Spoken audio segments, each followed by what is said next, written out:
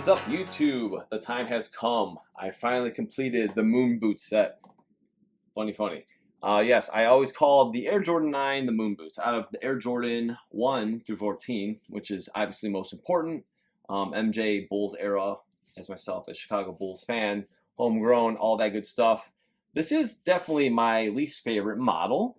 I will say that, and this is probably why it's taken so long to actually complete this set. But this one, the powder blue, the North Carolina, you could say. Here's the box. This is the last I needed to complete the set. So this is pretty awesome because it is a size 13 and it is MJ's size and it is dead stock. And they are in really good shape. So we're going to go through all the colorways. This is actually the first colorway I saw in person, and I was in pure disgust when I first saw them in middle school. This one girl, blonde-haired girl, I forgot her name. But anyway, she had them on, and I was not, I couldn't believe what I was seeing.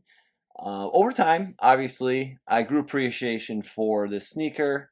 It does have some historical significance, as we will talk about. But in general, I have grown to like them, and it's just, yeah, again, my least favorite from 1 through 14. But you got MJ going global. Obviously, all the we'll tip this one down. We'll try to show like the outsole on each sneaker as well, very carefully. Sneaker crack is happening, and it is really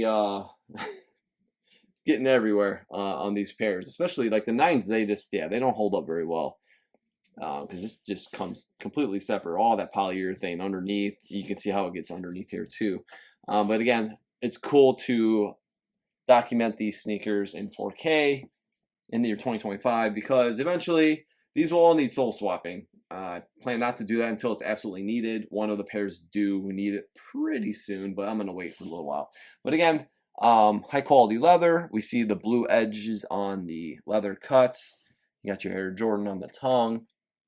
Let's pop the tongue tags as well. Might as well. Made in Taiwan. So all these pairs are made in Taiwan. 12/2/93 is your production date, and size 13, MJ size again.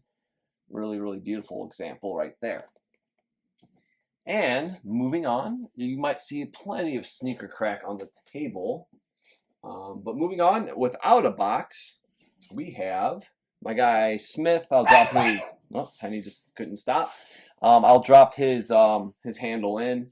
But this was his pair, and they're lightly worn. The charcoal, the playoffs, as I would call them, the what if playoffs. So what if Jordan did stay in the NBA and did not take the baseball route, but he stayed and played in 94? This is the exact shoe that he would wear in the 94 playoffs and maybe the finals versus the Rockets. So that's what I thought is cool. We do have the 23 on the heel.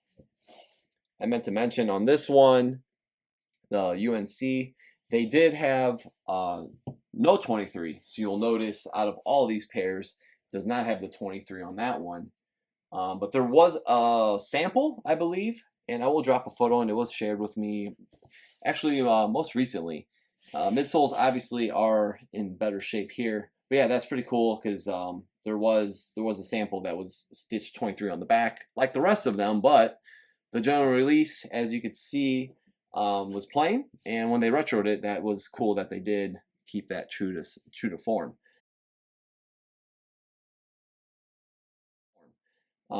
Speaking of retros, the retros, they keep shrinking the Jumpman. So you see the Jumpman fills out the space really good. You can see it on the back here with the black one on the powder blue. Another thing is the mudguard. They keep cutting it thinner and thinner and thinner. So it kind of gives it not the same look as the OGs, obviously, and some banana toe. If you guys saw my recent post on the cool gray that's upcoming for 2025. If you look at the material on the Durabuck, you can kind of see it's textured, which is really cool, and that reminds you of what? The Air Jordan 8 playoff. So the Durabuck that has that kind of crinkled, textured look there.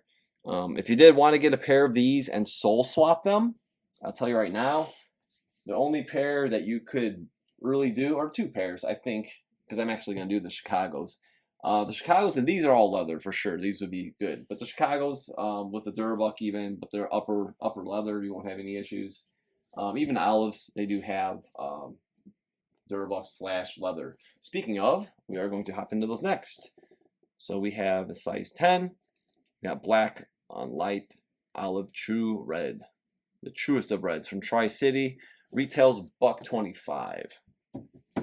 So before we get into that, let's slide these beauties out of the way just so we have a little more space. A lot of people's least favorite is this colorway, and I would agree with them, but the more I look at them, I kind of dig them. I like the leather, and it looks like when I say like it looks like a boot, like this looks like this is your prototype. It could be for the Air Jordan boot. Moon boots, whatever. Obviously, the white would make more sense for the space, but hiking boot, this definitely has that. And obviously, there's that iconic photo of MJ in his garage where he is getting ready for some golf. But yeah, this the olive color is pretty sweet. I really, really do like the leather on these. As you can see, it's got a beautiful sheen to it. High quality stuff right there. That is not what we saw on the latest retro, along with the other things.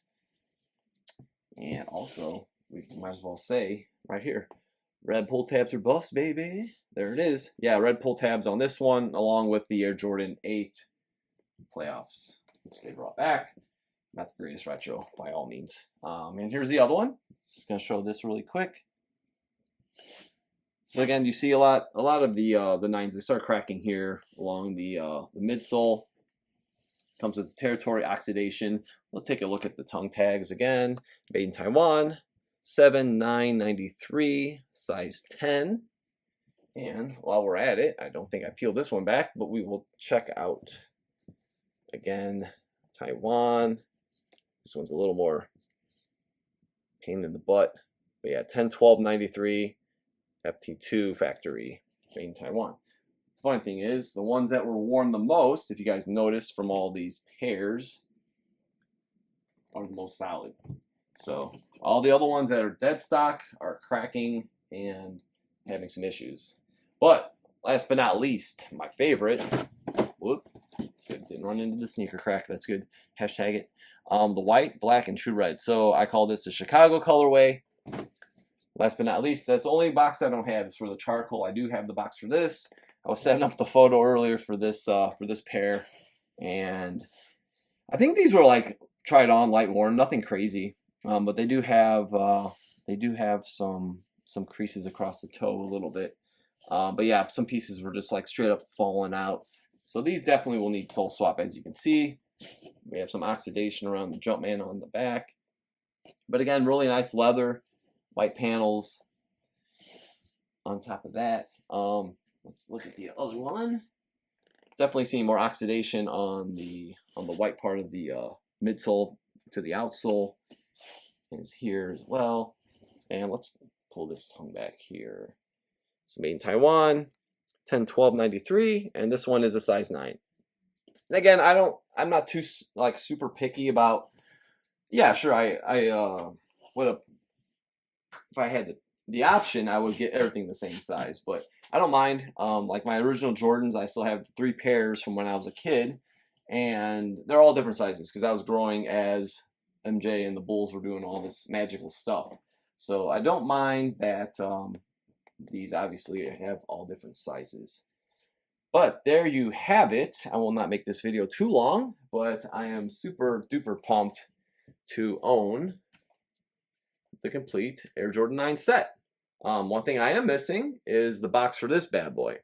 So I would like to find the box for that one, or a replacement box, something similar to the Air Jordan with the black on gray.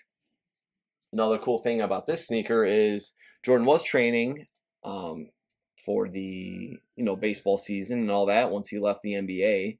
But as I was digging through some past Bulls magazines that I have, there's a picture of him at the Burrow Center, and it's titled "Preparing for the NBA Finals." So when he was preparing for the NBA Finals, he was actually wearing this